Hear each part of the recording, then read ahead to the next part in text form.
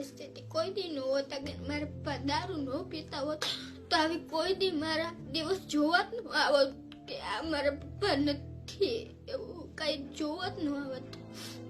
આમ કઈક દુઃખ થાય, એમ થાય કે પપ્પા નથી, એવું થાય. કોઈ બીજા પપ્પા બોલે તો આપણને એવું થાય પપ્પા કેમ ન બોલ્યા.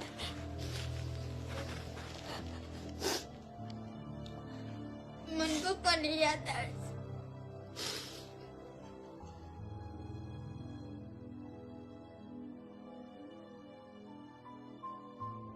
તો શું તકલીફ પડી રહી છે બેન?